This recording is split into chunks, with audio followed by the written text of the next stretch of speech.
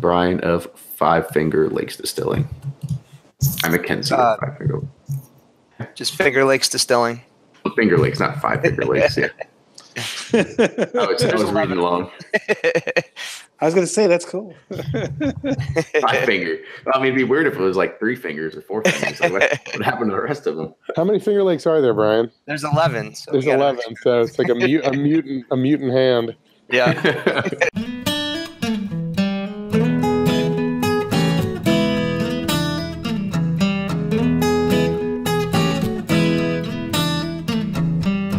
Today's episode is made possible by loyal listeners like you supported through Patreon. Make a pledge today to keep this show going at patreon.com/Bourbon Pursuit. Hey everyone, welcome back to another episode of Bourbon Pursuit. And as usual, we got to hit a little bit of the news because we have some shout outs to first give. And I've got to give a shout out to Brad Bonds from Cork and Bottle, who you probably all know by now, that runs the Speakeasy, or where you get all of the vintage and antique bottles at Cork and Bottle up in northern Kentucky. We got done doing our new Riff barrel pick last week, which awesome, by the way. It's a great experience. Good quality stuff that's coming out there too. Really excited to get that. But we had the opportunity to go and sample some old Dusties there, and even one that was a banana cream liqueur. It was, from the 1930s from Cuba. So it was pretty interesting. So remember, if you've got old dusty bottles, give Brad a shout. You can get his number at corkandbottle.com. We also got to go see our good friend Ed Bly while we were there too, so big shout out to him. The other big news that kind of happened this week and kind of shook the bourbon world was that the Heaven Hill 6-year bottled and bond white label that was a Kentucky-only release, the Bottom Shelf Glory, has been announced that it's discontinued. That's it. Heaven Hill's pulling it from the ranks. Not going to be able to find it on store shelves any longer. At least around here in Louisville, it's now down to 1 bottle per person per day. And through the grapevine, I've heard that there's probably less than 1,000 cases remaining at the distributor. So it's going to go pretty quickly. So if you haven't had a chance yet, call your mules in Kentucky. Tell them to go get you a bottle or two and save it, because this $14, $15 bottle is going to be gone relatively soon. However, we kind of talked about new Riff barrel picks, and I've got to always be selfish about this because guess what? We're out picking another barrel today. Yeah, getting ourselves a barrel of Knob Creek over at Jim Beam. Really looking forward to doing this. It's always a great experience to be able to do this, as well as bring members of the Patreon community to do it as well. And if you're curious about, well, what barrel picks have been done, are there any bottles left? Guess what? I went ahead and I made a list of all of our barrel picks, and they are up to date on the Patreon site. You can actually click on it. It all mirrors back to a Google sheet, so you can actually see in real time what's available, what's coming, and what bottles are still available. And right now, if you can look at it and it doesn't have a green line through it, then that means there's still bottles available. And well, actually, it probably means that bottles haven't arrived yet, because once they become available, they're going to be gone in about 24 hours. So if you are curious what's out there, what we've done in 2018, which is around, I think, 14, 16, 18 barrels, something around there. It's a lot. And with one more big announcement to come, go and check out patreon.com/Bourbon Pursuit. You can see all the barrels that we have done. And then we've got some other things in store for 2019. That planning is going to start relatively soon as well. Also, recently, in another intro, I asked about different ways that people listen or watch this podcast, and this one came from another one of our listeners. He said it's 9:30 p.m. here in Central Florida. He's heading into work to do an inventory count from top to bottom. Long story short, it's a small but growing business, and it never truly had an accurate count. So that's been his big job recently. He'll be there from 10 o'clock p.m. to about 8 a.m., so I'm relying on you guys, Colin Howard, Bill Simmons, and some degenerate NFL gamblers to get me through the night. I work a regular work day and come home for a little nap and heading back in now. So I appreciate the story and being able to understand what you all go through. So if you have interesting ways that you listen to Bourbon Pursuit, please tell us. We'd love to know more. As we had mentioned before, the Kentucky Derby Museum's Legend Series, those tickets are now on sale. Go and check it out, because you've got Michter's, you've got Craft Night, and you've got Dixon of Kentucky Owl that are all be there in the next season, and the first one begins in January. So go get your tickets, derbymuseum.org/Legend Series. Now, this episode is going to be pretty interesting because it's focused around New York. You know, a lot of the times we look at Kentucky as the bread and butter of where bourbon and rye and everything that we focus on is right here in our backyard. However, there's a lot of things that are happening nationally that are starting to gain a lot of good recognition, and with good reason too. I mean, rye is starting to be put back on the map by companies that are based out of Maryland and Pennsylvania. And now, today, you're going to learn about Empire Rye. And these are distilleries that are based out of New York that are using New York grains.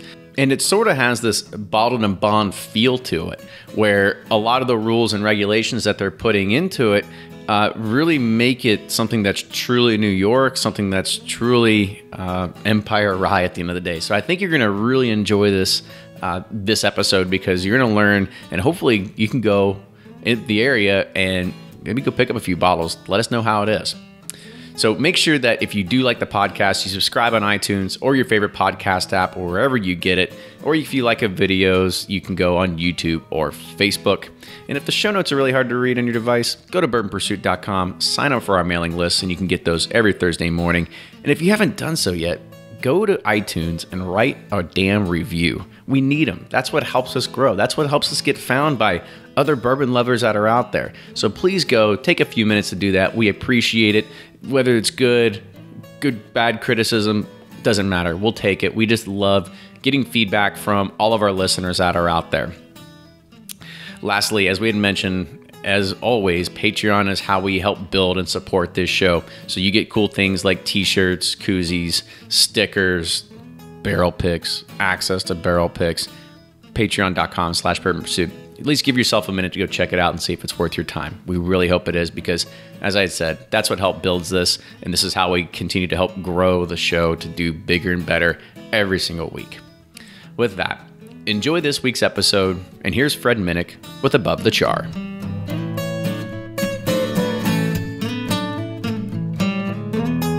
I'm Fred Minnick, and this is Above the Char. In the past year, I have been extremely critical of President Trump for his trade policies and how they impact bourbon. I wrote an op-ed for the New York Times suggesting he may severely damage the industry and appeared on NPR, CBS This Morning, CNBC, and many others talking about how his trade policies will really hurt bourbon.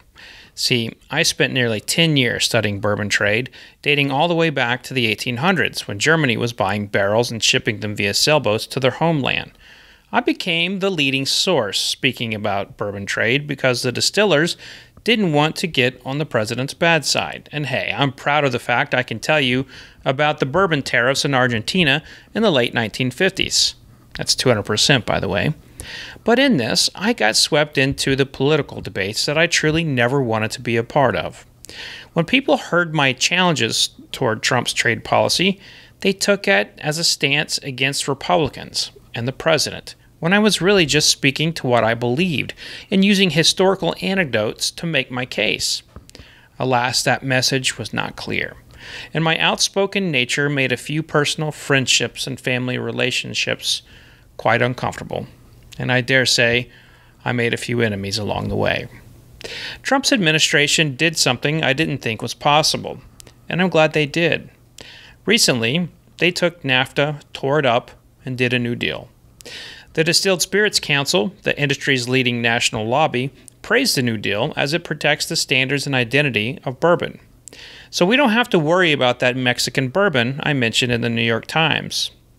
And while some retaliatory tariffs are still in the books, I have to give credit where credit is due, and that's to the Trump administration for passing the New Deal. But I'd like to say that my stance was never a political one. It was always about bourbon and protecting bourbon. And I don't care who you are, if you threaten bourbon, I'm speaking up. You could say, in this tumultuous political climate, I belong to the modern bourbon party. Do you? And that's this week's Above the Char. Hey, do you have an idea for Above the Char? Ping me on Twitter or Instagram at Fred Minnick. That's at Fred Minnick, M-I-N-N-I-C-K. Until next week, cheers.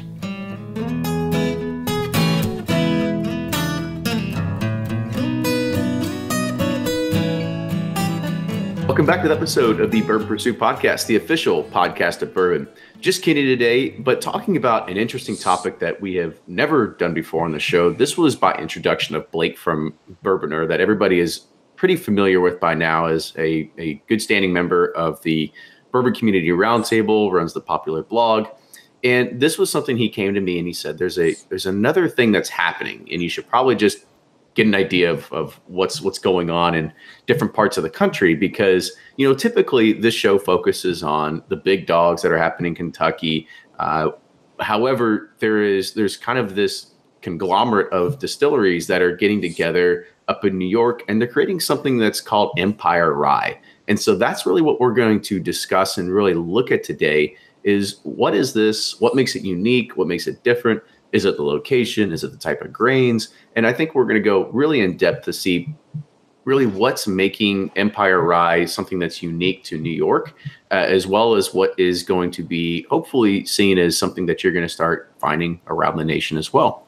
So with that, let's go ahead and start introducing our guests. So I've got three people from representing three different distilleries today. So we've got Christopher Williams from Coppersea Distilling, Alan Katz from New York Distilling, and Brian McKenzie from Finger Lakes Distilling. Fellas, welcome to the show. Howdy. Thanks for having us. Yeah, thanks so much. Absolutely. So I'm very happy to do this. I kind of want to go around the table real quick and let you all introduce each of yourselves, talk a little bit about your distillery, where you're located, favorite flavor of cotton candy, whatever it is that you want to talk about, right? So Brian, you go first. All right. Well, yeah, thanks again for putting this together. We're happy to be on the show. So Finger Lakes Distilling, that's my company here up on Seneca Lake, kind of right in the heart of Finger Lakes wine country. And we've been in business since 2008. We were one of the first farm distilleries licensed in New York State. New York's a pretty interesting state to do business in because they have really changed some laws that make it an attractive place to do business. I mentioned we're a farm distillery, so we source most all of our ingredients from New York State farms. That's a requirement. And in exchange for that, we have some liberties in the way we can do business. But got into the business just a big change in career. I was working in the banking industry. I had a transition with that, and just had always been passionate about spirits and how they're made. Being from the Finger Lakes, thought that a distillery would be a really nice addition to the tourism generated from the wine business and everything. So it was more in line with what I enjoyed, and just thought it would be kind of a cool business for the area. So we got started back in 2008 after a year or two of planning and acquiring our property and equipment and everything.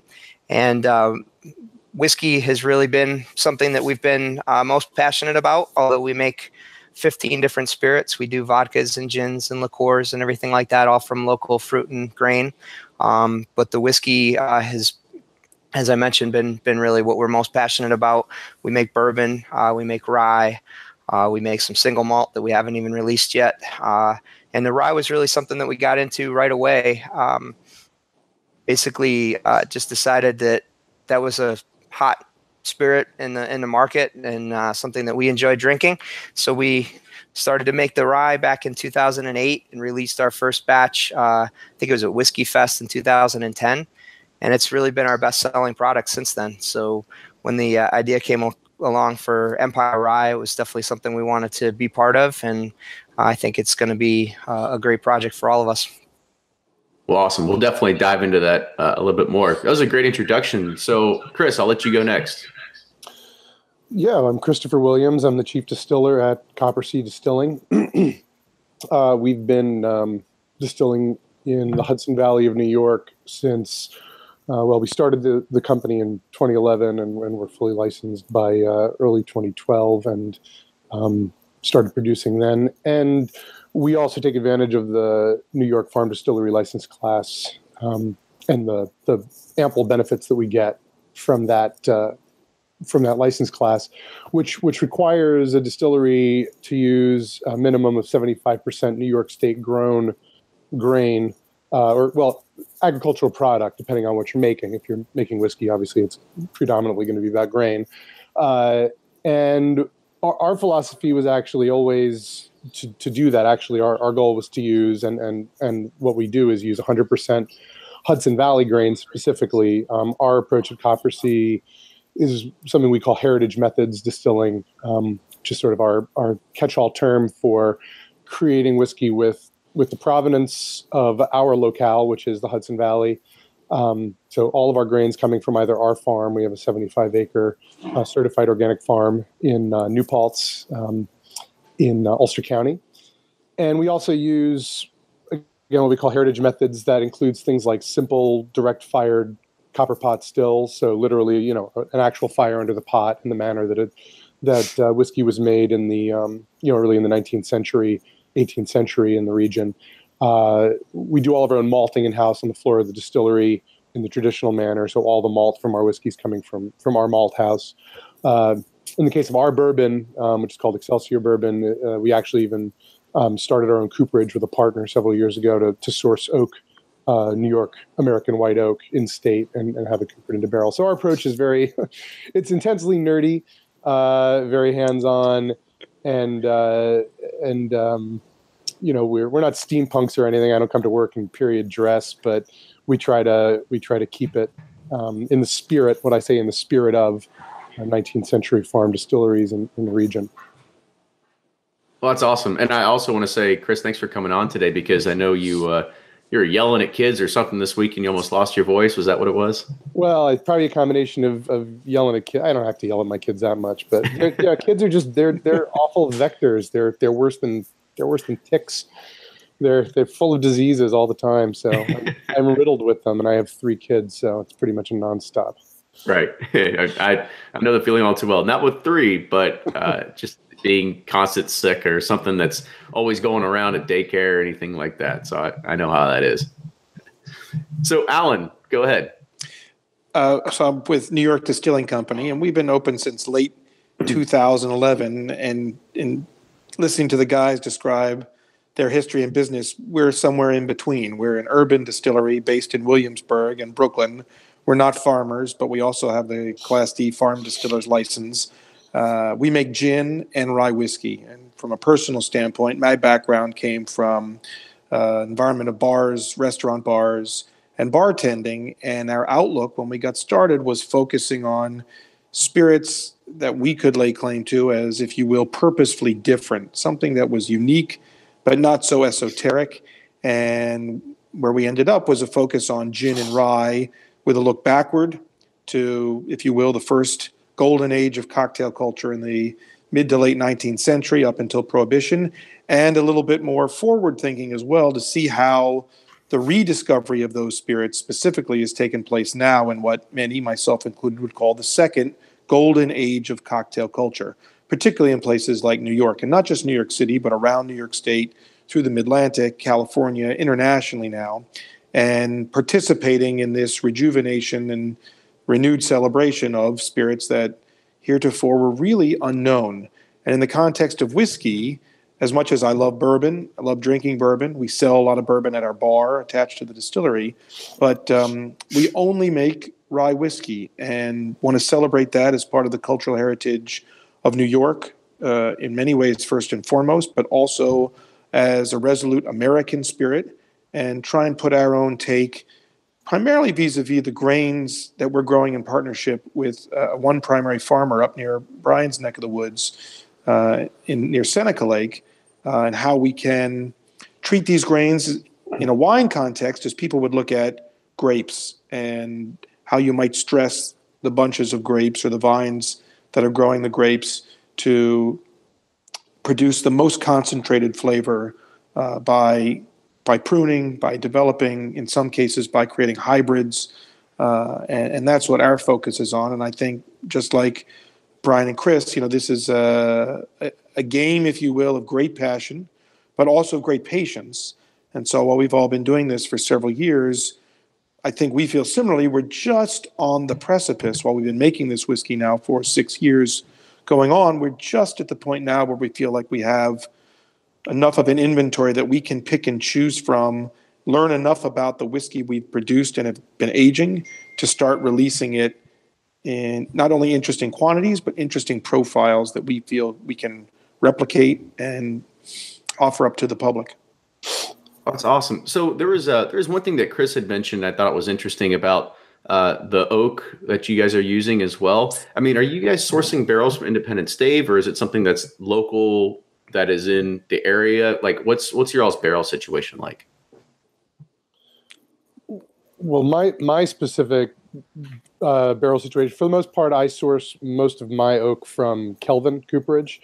The only exception that I had mentioned there, our bourbon is aged in 100% New York oak from a cooperage we co-developed up in the Adirondacks several years ago. So that was the reference I was making to New York oak specifically. Gotcha. Yeah, I found that interesting. I didn't think I've heard of New York oak before, so that was a new one. Which I don't really know if like the oak in different parts of the country really affected, because honestly, I haven't talked to a lot of the cooperages around here to kind of see if where they're sourcing the trees from are really affecting it. Yeah, it's a very interesting topic and very timely. I was at a conference on Friday about the terroir. I'm not sure this was the right term to describe it, but the terroir of New York State. And obviously, New York State geographically is very large. You're going to have microclimates within the state. The biology in different parts of the state is going to be considerably different.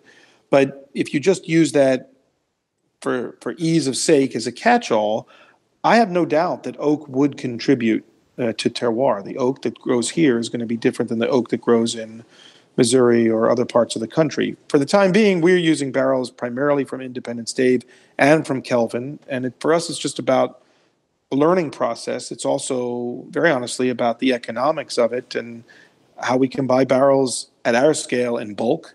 Our first year distilling rye, 6 years ago, I don't think we filled much more than 22 barrels. And we're only using 53-gallon barrels for our products. But last year, we filled just shy of 1,000 barrels. And so at a certain point, that economy of scale is real dollars and real figures in trying to keep the waterline under our chin. Absolutely. At best. What I can say about, I strongly believe that oak does have a significant part to play in the terroir aspect or the provenance aspect of a whiskey. We actually only use it for our bourbon, and that was a point that what part of it is the availability of New York oak and our ability to have it coopered in the quantities that we need. But bourbon, I think, as opposed to rye, really is fundamentally about the oak, and we can start to talk about the distinctions between these two categories, these spirits. But bourbon, coming from bourbon is a spirit that at its base is 51% corn. Corn, and to my opinion, there's not a lot of there. A high corn-based spirit, I think corn is, it has a flavor, but it's fairly mild. That's why we have the flavoring grains in bourbon, whether it's rye or wheat for wheated bourbons, to kind of add a little dimension there to the mash bill, to the flavor of the grain. But I think this is out of Buffalo Trace's own Warehouse X experiments. I think we've learned that now up to 75% of the flavor of a bourbon is coming from the oak it's aged in. So for us making a New York bourbon, it was very important to have New York oak, as opposed to the rye.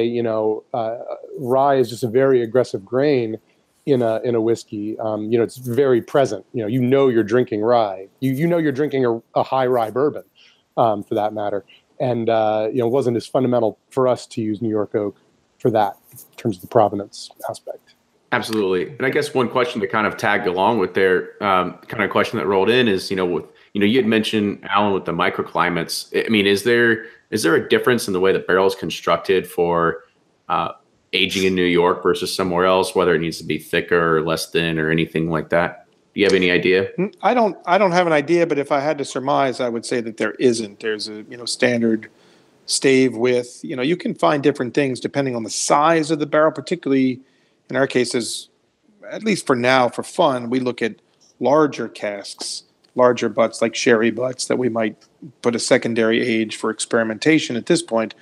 But for the most part, it's a standard, and if we just look in this country, although, the microclimates are going to play a part over time, even between, say, Kentucky and Tennessee and New York, the variation in climate today is not that different very generally they have a longer summer, we have a slightly longer winter. But, if you're talking about years of aging, a lot of that will even out. But I do think that the oak is, as Christopher was saying, certainly that's an experiment that I would find worthwhile, because I do think there will be something distinctively unique. The same as the grains. I mean, that's part of our experimentation, whether it's with our own whiskeys individually or Empire Rye as a category, is to see in time if there's something not unique perhaps to discerning a terroir from rye grown in the middle of the state or upstate New York. Right. Well, I think we're getting a little off track, so let's kind of take it back to the rye here. So there was, Alan, you had also said something else, and maybe this is something to kind of talk about before we go into the idea behind Empire Rye, is you had mentioned the culture of rye with inside of New York, and perhaps I don't know the history behind it, and maybe you all can enlighten me and as well as the listeners of what is the culture of rye in New York and the history behind it. Well, there's two different things. There's the drinking of rye and there's the production of rye. And certainly the production of rye in its most faceted format, certainly comes a little bit more concertedly out of the Mid-Atlantic. The most notorious rye distiller going back to the late 18th century was George Washington. And while that was something for easy consumption, certainly more healthy than drinking water at the time, what grew out of alcohol usage by and large and some American cultural sensibility was cocktails.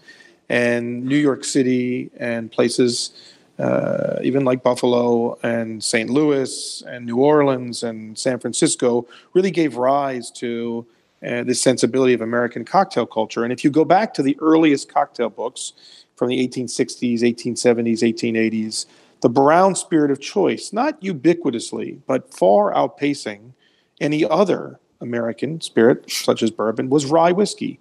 And so I think that's certainly part of the fascination, and in some way, a reclamation on our part, whether we're drinking it or from the standpoint of the three of us, distilling it and making rye whiskey specifically, is in part reclaiming that sensibility of American gastronomic culture and applying it, certainly in our case, to how people might have considered rye once upon a time and how they might certainly today or in the future.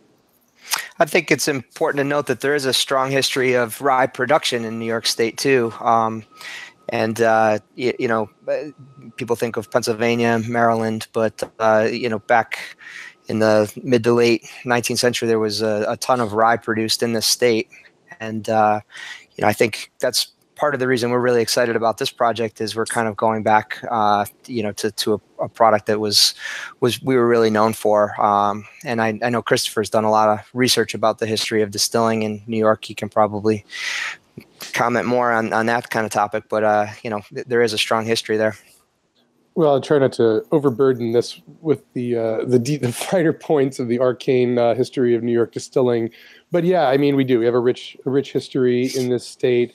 As I was researching it years ago to develop a couple of talks that I will sometimes deliver pressed, it made me very sad to realize what Prohibition really did to the culture of distilling in the Northeast and in New York specifically. There were whole styles and methodologies, brands that were richly conceived and being developed that, would, if not for Prohibition, would probably be right up there with brands like Jim Beam or Old Forester today. Like they would be on par. We'd be looking at those almost as ubiquitously as we see on the shelf these big storied brands out of Kentucky, and that's just the way the cards fell after Prohibition.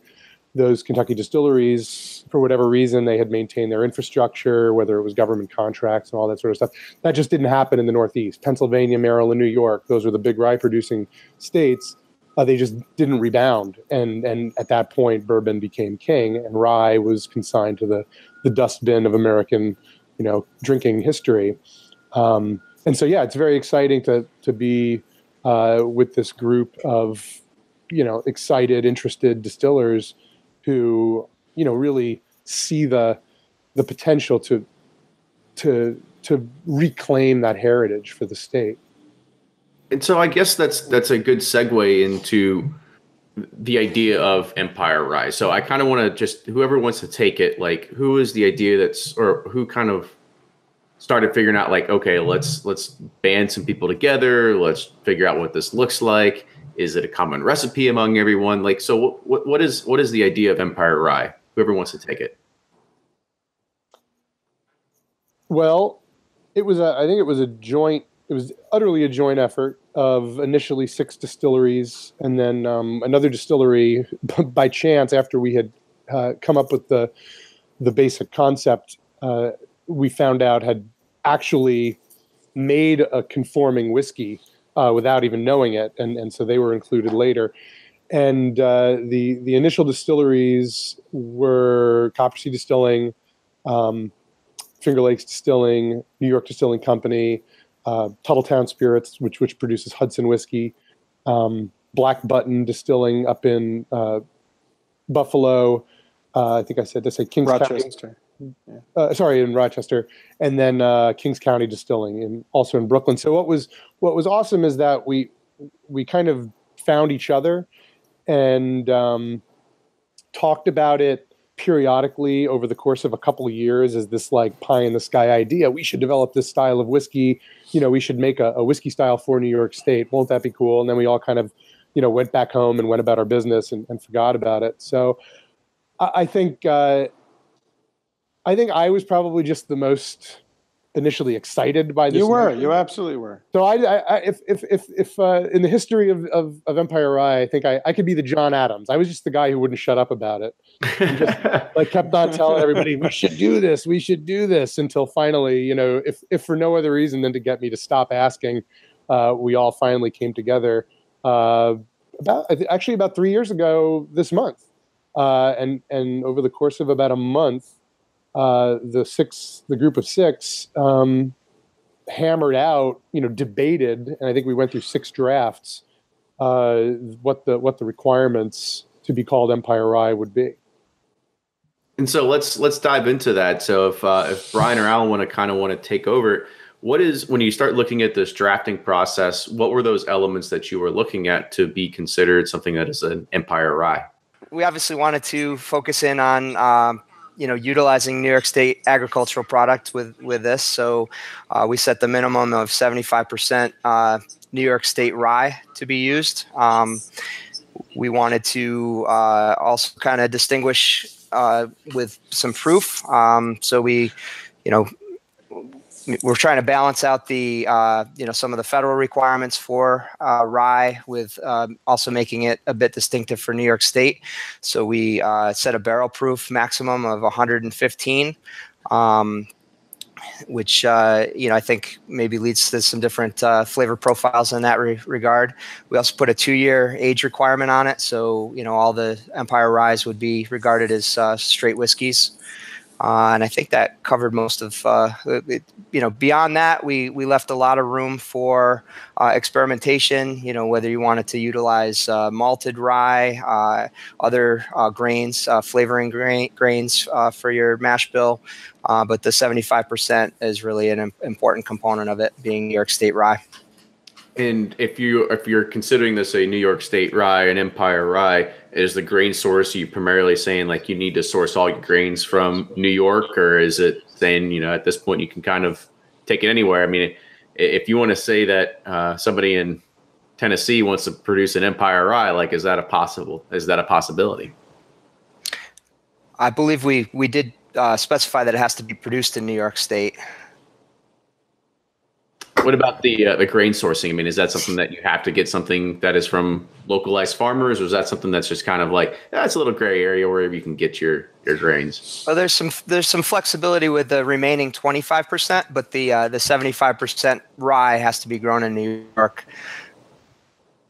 And so some of you have that ability to be able to source it locally at your own farms. Some of you are getting it from other places. One thing that was kind of interesting, you said a barrel proof max of 115, which is pretty unique because it seems a little, in my opinion, a little low, right? I mean, some of them are up to, at least sometimes when you dump them in barrels, it's 160 proof and stuff like that. So why the low proof on the rye whiskey for the barrel proof max? Well, if you look at the historical, from a historical perspective, going in at 100 proof, 100 to 105 proof was actually industry standard for even bourbon distilleries prior to Prohibition. The 125 proof max that's set by the federal government, I don't necessarily know exactly how that was arrived at ultimately. I would expect that a decent amount of pressure from the industry probably pushed it up that high. You get different flavors from the barrel. There are water-soluble compounds and ethanol-soluble compounds that you extract from the oak. So those are going to give you different flavors depending on what proof you go in at. So pre-Prohibition whiskeys would have been known for having flavors that were a little different than what we think of as bourbon or rye today that go in at those high proofs. The other thing that happens when you go in at a low proof is the same time you're aging your whiskey, your ethanol, you're simultaneously aging the water for that whole period of time. So, for example, if you were to go in at 125, the industry max, and then bottle at 80 proof, which is the standard sort of bottle proof that you can expect on a shelf.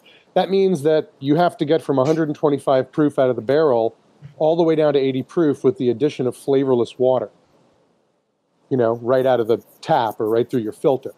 As opposed to, I go in at Coppersea, we go in at 105 across the board for all our whiskeys, and I bottle proof to 96.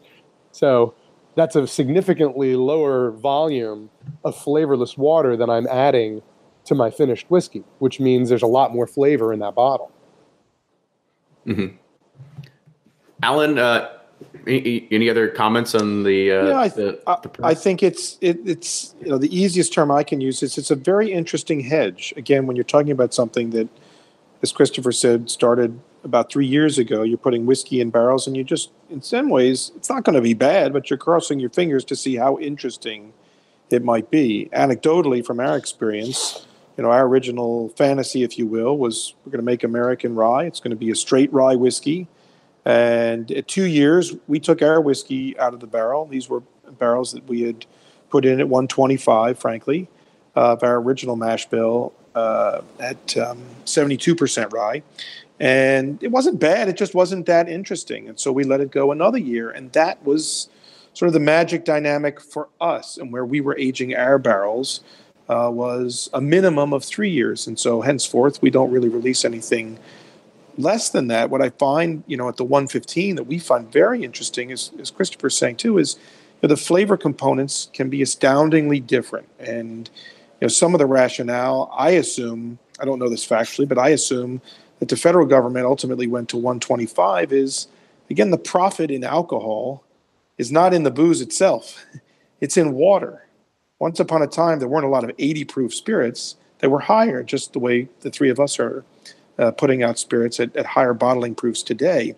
But as it came down, and as you get conglomerates and companies that grow, and perhaps if they're public companies, they really have to look at every detail and how it affects the bottom line. And at 80 proof, you could say across any number of spirits, not just whiskey or rye specifically, that you're trying to find some modicum where you still taste the essence of that spirit, but you can get as much profit out of it as possible. So I very much appreciate Christopher's angle on this, where the less water we have to add after aging, the more retention there is of the authentic flavor. Again, perhaps we'll know in time the authentic terroir of what we're not only growing, but distilling and aging. And so the other thing was kind of talking about the 2 year age minimum too. As everybody knows, that is the definition for being, at least the age for being a straight, assuming that you guys are not adding any flavors or additives that falls within that 2.5% range as well. That's just a given. But the other thing is when you taste a whiskey that is a 2 year rye versus say like a 2 year bourbon, it seems like a rye whiskey is able to develop a lot more flavors. It's able to almost mature a lot faster than a bourbon at a 2, 3, or even 4 year range. Do you all agree or disagree with that?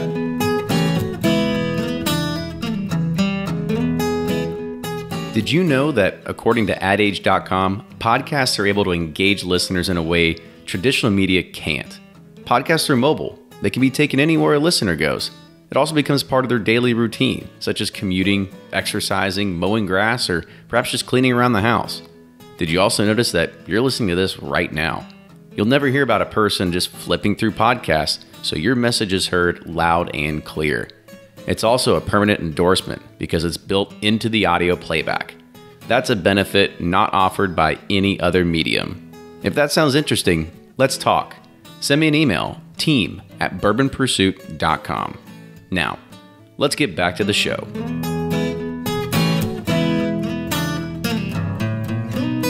But the other thing is when you taste a whiskey that is a 2-year rye versus say like a 2-year bourbon, it seems like a rye whiskey is able to develop a lot more flavors. It's able to almost mature a lot faster than a bourbon at a 2, 3, or even 4-year range.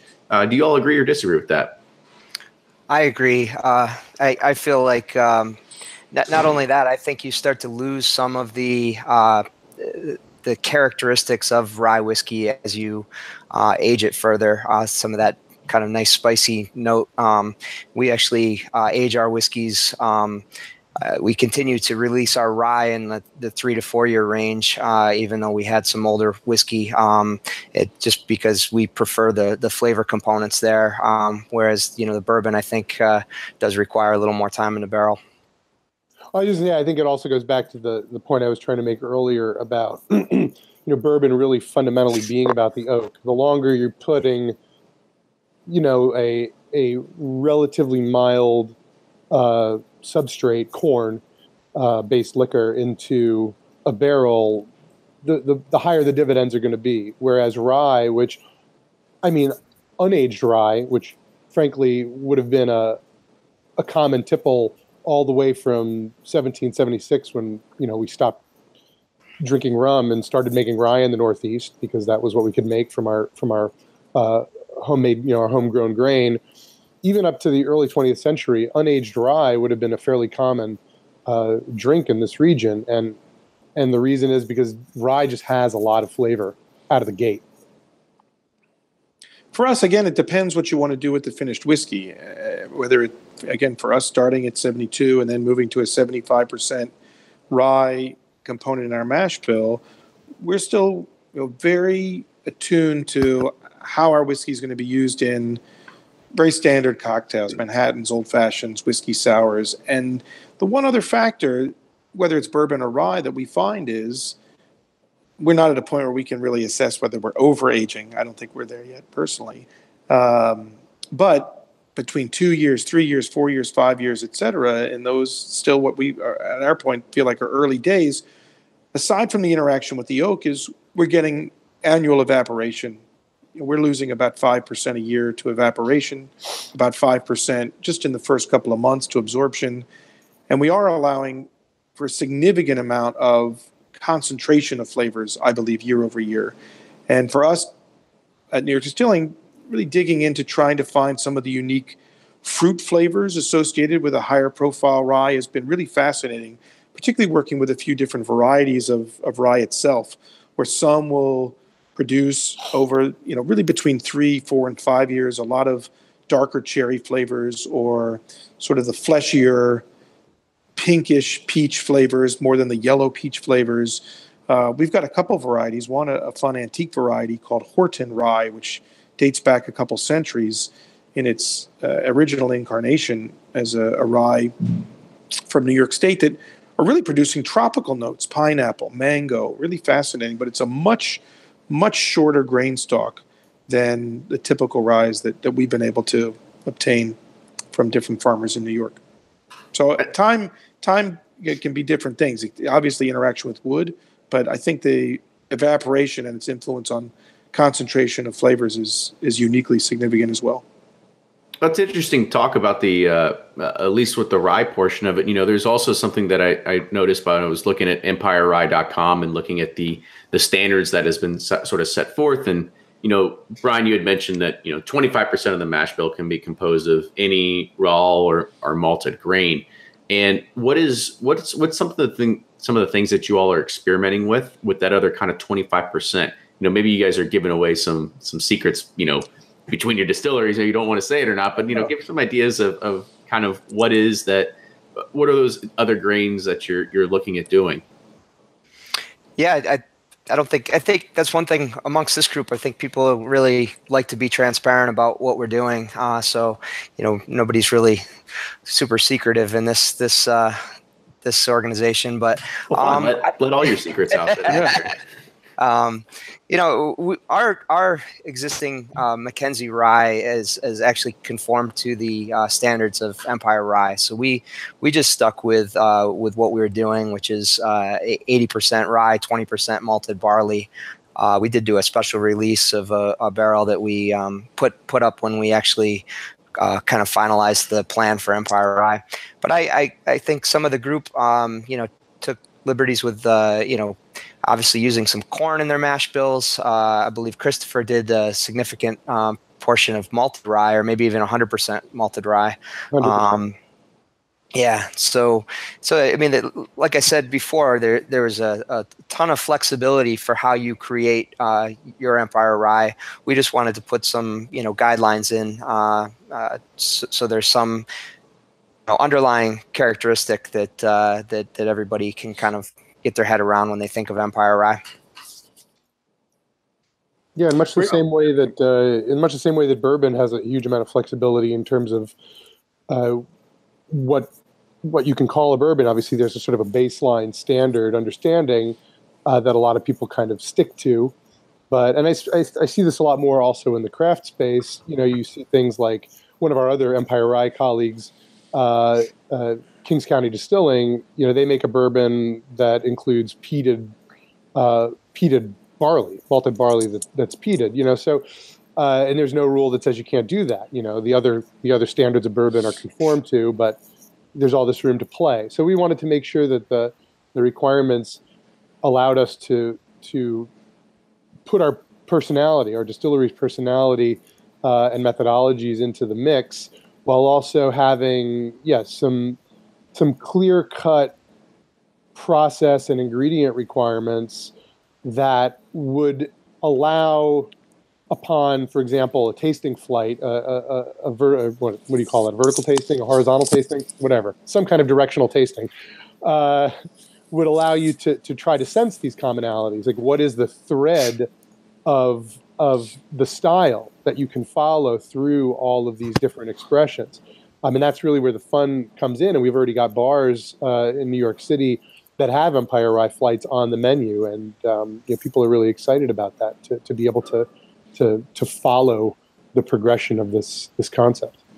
And so what are those other things that you're experimenting with, Chris? I mean, I know you said the 100% malted barley, but what are those other kind of grains? Malted rye, So we, our main, some of us have gone in whole hog. I'd say the three distilleries you're talking to here have made a very strong commitment right out of the gate to the concept. Some of the other distilleries are, they already have another rye that they're very proud of, and rightly so. And then they're stacking the Empire Rye compliant stuff into their mix. We did ours is called Bonnecue Crag Straight Rye Malt, and it's 100% malted rye. I've also started laying down a second mash bill for sort of a single barrel concept down the road, and that's a little bit more like a standard rye, so more like that sort of 80-20 sort of rye to malted barley kind of mash bill. But we'll play around. This also gives us the opportunity to play around with different barrel finishes if we want. There's even a provision in the Empire Rye standards to create a blended Empire Rye, so groups of us can actually get together and combine to come up with something that's maybe a little more complex than the sum of its parts. You were going to steal one of my next questions, so thanks for doing that. I think Alan had something to say before It was like we're jumping the horse there. Yeah, go ahead, Alan. I kind of want to hear what you guys are doing. Just for comparison, we're I would say fairly standardized. Our mash bill is 75 rye and 13 corn, 12% malted barley, and we stuck to that over the last couple of years since this it's been institutionalized, if you will. And our effort probably will be more focused on aging and seeing how far we can take it into some sense of significant aging and probably also secondary barrel finishes, to the point, in fact, that our initial Empire Rye offering is actually a product with a secondary barrel finish. Actually, it goes from our once used 2-year rye to a once used Applejack barrel, straight Applejack barrel, to give it just a little bit of that unique quality finish to it. But for us, we're so enthusiastic. We've basically converted our entire methodology over to our Empire Rye recipe or mash bill, and I would think it's a really exciting possibility. Obviously, not just for the diversity of products that are going to come out of our colleagues in New York State, but also how we, if you will, export it through marketing, whether domestically or internationally. I think the interest is so enthusiastic for rye as a category that this is going to be a very unique and celebrated subcategory within American rye whiskey. And so when I was looking at the standards as well, I think whoever, when you all are crafting this up, I think that you probably had the bottled and bond rules like on the side of it, and you're looking at here and then looking at here and trying to do some comparisons, because there's also something that we hadn't mentioned or talked about in saying that this has to be mashed, fermented, distilled, barreled, and aged at a single New York State distillery in a single distilling season, right? So it sounds very synonymous what's happening with bottled and bond. Was there some of that commonality that you were really shooting for within those laws and regalities? Whoever wants to take it. I think that so it was a really fun debate and conversation when we came up with these rules. And I actually think it was Ralph Lorenzo from Tuttletown Spirits. We were talking about how do we ensure that there's how do we ensure the sanctity, so to speak, of the concept, so that it doesn't get co-opted if it is successful, which it will be. And so we were talking about these different provisions that we would include. And Ralph Lorenzo said, why don't we just include the language of the Bottled and Bond Act in our provision, because it's basically a vetted rubric for ensuring craft.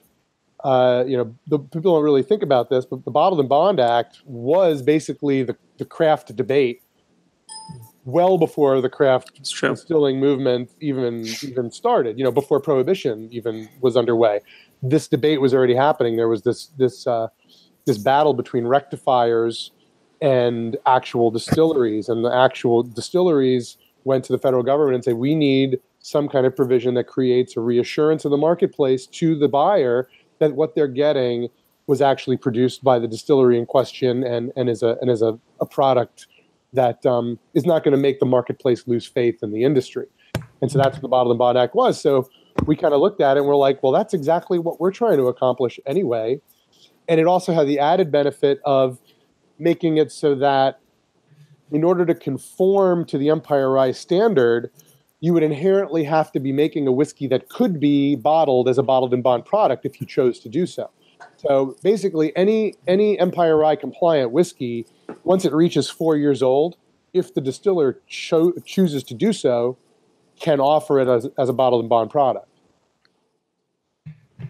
That's certainly in our plans. Yeah, I was going to say, Alan, you kind of had something you wanted to add there, it seemed like. No, that Christopher makes the point very clearly. That's certainly in our plans, is to have that option. We're a year away from having that that meets all qualifications, including the age statement and the mash bill minimums. So we'll see how it tastes. And it might be a 4-year bottle and bond, or maybe it needs to be a 5-year bottle and bond. But for us at this point, as long as we sort of hold the reins here and keep things under control, I think we all want to be able to have flavor rule the day and have something that's interesting and uniquely our own, but also that can, if you will, be traced back or attributable to the qualities of what we perceive to be the influences of growing the grains and aging them here in New York. And so there was actually a question that came in from Frank Mitlick. He's watching this, and he said, Who's actually enforcing the standard? If you look at it and you kind of look at it and you say, okay, we can get a bunch of distilleries on, and then yeah, sure, maybe hopefully they're all in it for the right reasons. They're not just taking the Empire name and slapping a label on it. But instead, is there anybody that is enforcing the standard, or is it just a bond of trust really amongst everybody right now? Well, the plan is to have a group that will enforce, that make sure that people are adhering to the criteria. We've also, gone down the road with trademark protection and that kind of thing. But yeah, I think, it's only as good as, the strength of the actual criteria. So if I think it's going to be really important that we do enforce all that as the mark becomes more common. One of the sort of, I don't even know that we really intended this. It just kind of happened this way. The 75% New York State grown rye requirement.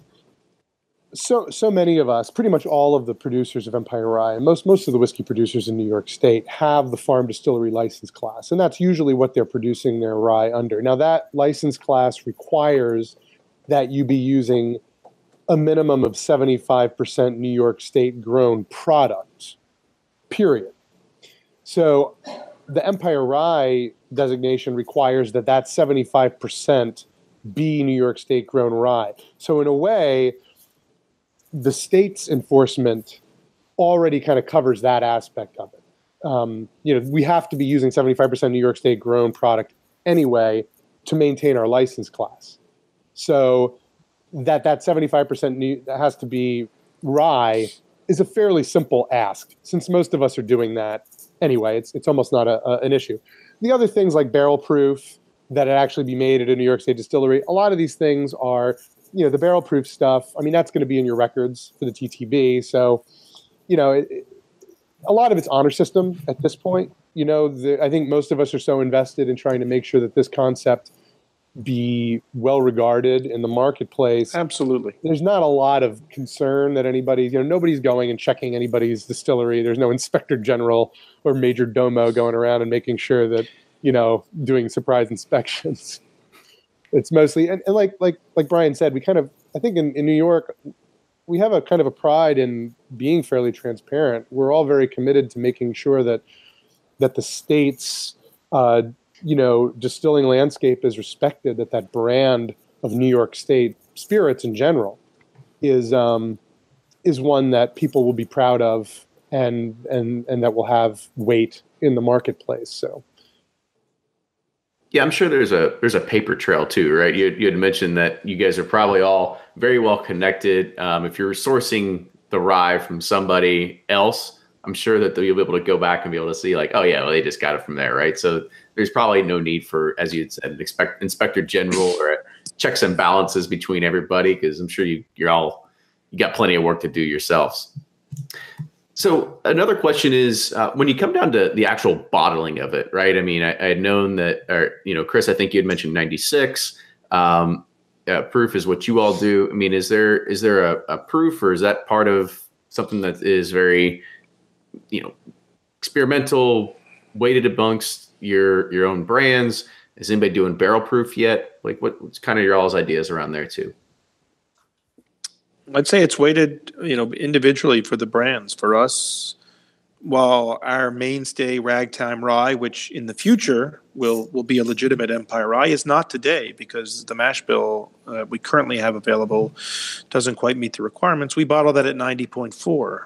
When we get to having our Ragtime Rye Empire Rye, it'll probably be at 90.4. The offering we have today with the Applejack barrel finish, we experimented with in several places, but really loved it at 100 proof, which frankly might be another bottle and bond candidate down the road. But it was all, that's really the pleasure of it in many ways, is the experimentation of seeing if you got a product that you feel is ready for public consumption, is ready for the real world, and experimenting with where you might offer it, whether it's on its own, neat, on the rocks, again in a cocktail, which, again, by history, I think a lot of rye whiskey, also because it has that little bit of more forward edge to it through rye, through the spice of rye, that it's really a component that goes great in cocktails. So you want it to be able to still stand out with other modifiers.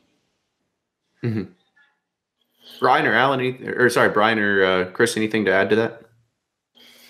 Yeah, I think that bottle proof is just, it's one of those things where that's open-ended.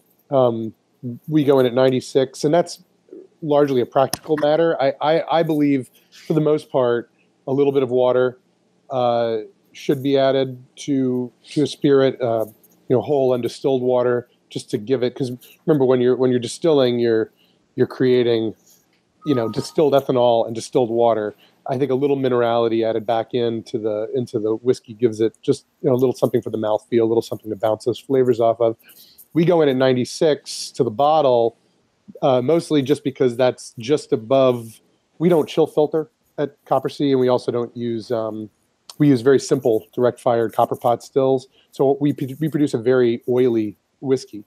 And I think it's 95.3 is the threshold where a non-chill filtered whiskey will actually below that, it'll throw chill haze, it'll loosh up in the bottle if you get the bottle cold.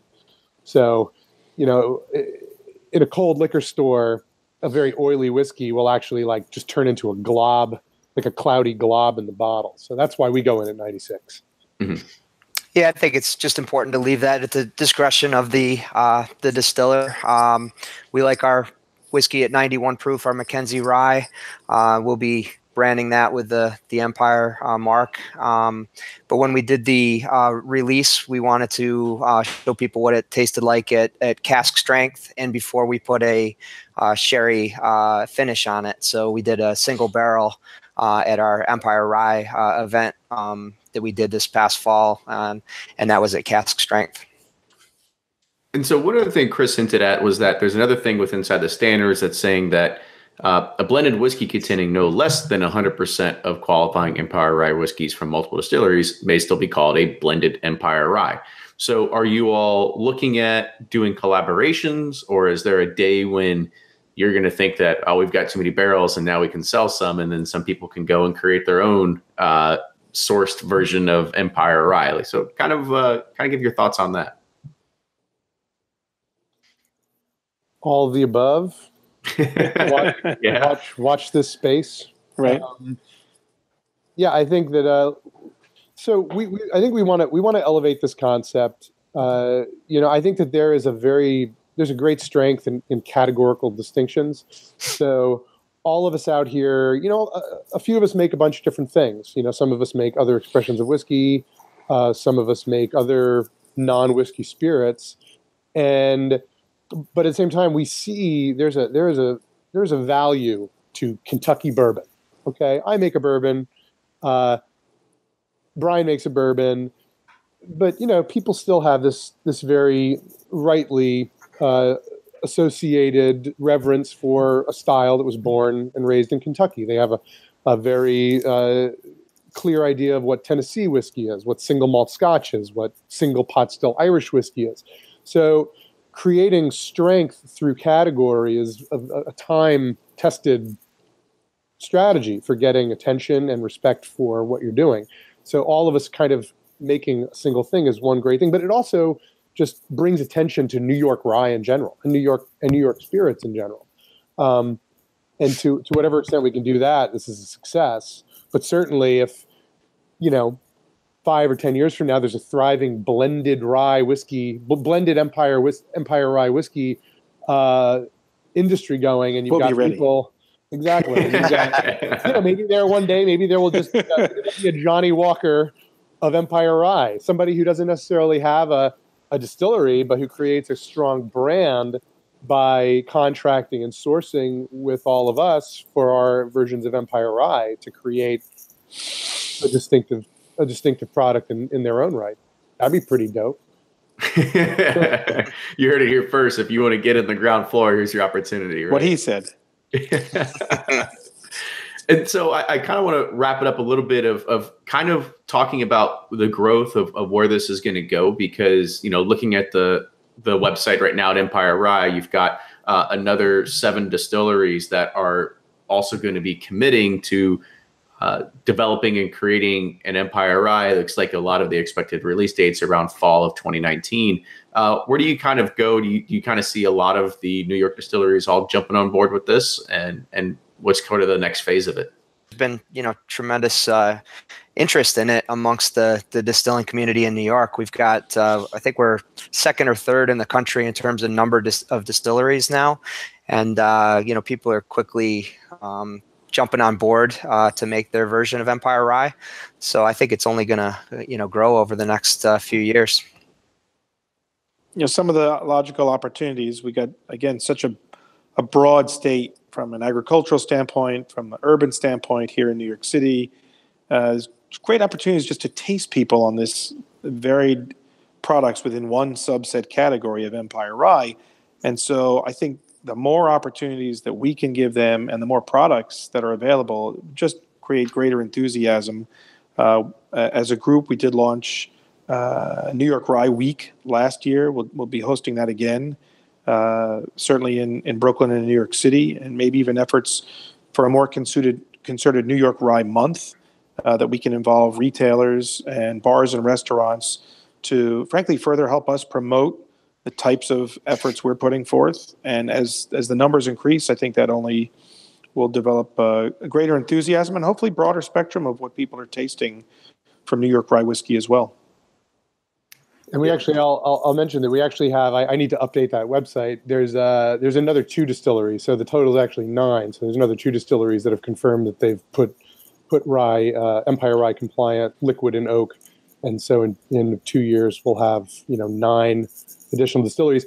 And because I like to kind of occasionally be an enfant terrible and throw some controversy out into the world, I will say, this is kind of a cheeky comment, but in terms of sheer buy-in to the category as a concept, Empire Rye is now more legitimate than Tennessee whiskey is, in the sense that, there's what do you have, 3 distilleries in Tennessee making Tennessee whiskey, and we now have, we have 7 plus another 9 coming in New York State making Empire Rye. So we're a bigger category than Tennessee whiskey already. Now, given Jack Daniel's daily output, yeah, I was about to say, it was more than all of us made together in a year. But just in terms of the number of distilleries that do it, we're bigger than Tennessee whiskey. I'll also note, this is our pride in Nicole Austin, who was instrumental in the development of Empire Rye, who was involved in that debate. She used to be the master blender at Kings County Distilling in Brooklyn, and she just got called up to be the head distiller and manager of what used to be called the Dickel Distillery, now Cascade Hollow. So an Empire Rye founder now trying to buoy up Tennessee whiskey. There we go. So there's other roads ahead for possibly everyone then, right? Well, all I'm saying is look to New York. There you go. And so there was another question that kind of rolled in, and they quite want to know, like Frank said, is there a different taste profile that's coming out of New York Rye that you can't get out of Empire Rye that you can't get out of other ryes that are on the market today? Is there just something that's different in the taste profile, or is it really like a thing of hooray, pride New York, that sort of thing? Like what's the? I'd look at a couple things. One is, again, different than bourbon, where there maybe virtually no bourbons that are 51% rye. There are 51% corn on the bourbon side. On the rye side, the preservation of rye as a category has really, up until recently, been left to the major players out of Kentucky. Hands down, they make fantastic whiskey. But to a brand, almost all of them are actually 51% rye.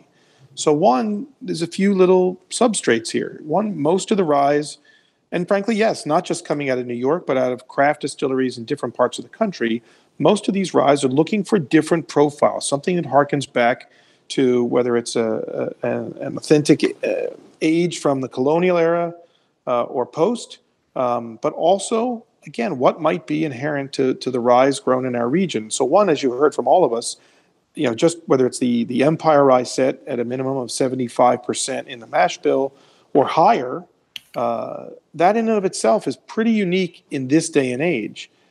For us, again, it depends on the specific variety of the grain, but we are finding some interesting tropical notes that are coming, between 2, 3, and 4-year-old rye whiskeys that I think is something we're going to try and expand on and in the most positive ways exploit if we can.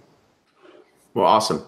Last question coming from Jan. By the way, Jan is very excited because there's 3 distilleries within 20 minutes. Are these distillery only releases, or what's the distribution right now that you can find available? Yep.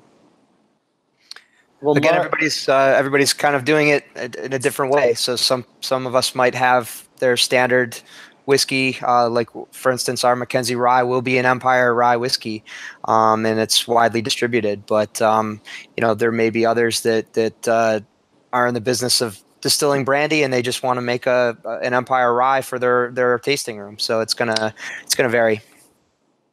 Our Ragtime Rye with the Applejack finish, again, our qualifying Empire Rye, is available in about 40 stores around New York City. It's also available at our distillery.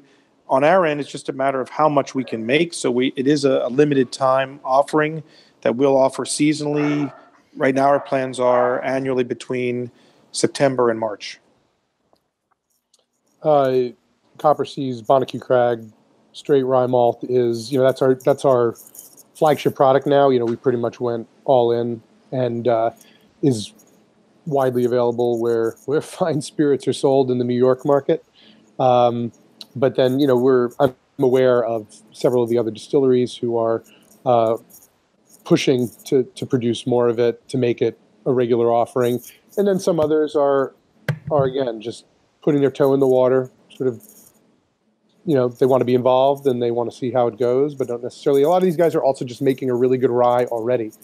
And I encourage people to drink New York ryes of any stripe, whether it's an Empire Rye or not, because they're all pretty excellent. But yeah, we'll see how it goes. But people are super excited about it. I mean, what's also fun for me is I go do market work down in the city, and I think my partner, the CEO of our company, kind of gives me guff about it sometimes when he hears me doing it. But I'll sit there and talk. I'll sit there and try to sell somebody a bottle of McKenzie Rye or a bottle of Ragtime Rye, because what I'm saying is we do the same. I'm like, do a flight. Here's the power of this concept. Don't just buy mine in. Buy in at least 2 or 3 other examples, so that you can get people excited about it. And those who have done it have already gotten back to us about how successful it is. So. Well, awesome. I think that's a good way to kind of wrap this up, is that you need to try everybody's to make sure you can really have a very way of tasting everything, whether it's coming from Brooklyn or other different parts of New York, right? So that's definitely awesome. So I want to give you guys one last opportunity, just quickly, to kind of say who you are, what you represent, and how they can get in contact with you. Brian, go ahead first. So again, Brian McKenzie, the owner of Finger Lakes Distilling here on Seneca Lake in upstate New York. Our flagship products are McKenzie whiskeys, bourbon and rye. You can find us at our website, fingerlakesdistilling.com, as well as through all the social media channels. Thanks again for the opportunity. You got it. Alan Katz with New York Distilling Company here in Brooklyn, and our rye whiskey offerings are Ragtime Rye and Ragtime Rye with the Applejack barrel finish. And you can find us at nydistilling.com. And I'd say keep an eye out for Rye Week and Rye Month activities in October, both on the Empire Rye website, and I'm sure at all of our colleagues as well. And I'm Christopher Williams, Chief Distiller at Coppersea Distilling. We are in Ulster County, in the heart of the Hudson Valley, God's own country. And we make Bonnecue Crag straight rye malt, which is our Empire Rye. And please check out the EmpireRye.com website, and Coppersea if you want to get in touch with me. Christopher at Coppersea.com if you want to email me. Happy to answer any questions. Awesome. Well, fellas, thank you again. Make sure you're following all these people on social media. Make sure you definitely check out EmpireRye.com, and you can get a little bit more information on the standards, these gentlemen, their distilleries, as well as the other committed distillers that are coming up and through with inside of New York, and you can get a little bit more idea about that. Make sure you're following us as well, Bourbon Pursuit, on Facebook, Twitter, and Instagram. If you like what you hear, big support the podcast, patreon.com, patreon.com/Bourbon Pursuit. And you can have the opportunity to join in and ask questions, as you just heard today from our Patreon members. So it was great discussion. If you have any other show suggestions, people you want to see, topics you want to hear about, fan mail, hate mail, whatever it is, the duo at bourbonpursuit.com. With that, gentlemen, thank you again for joining, and we will see everyone next week.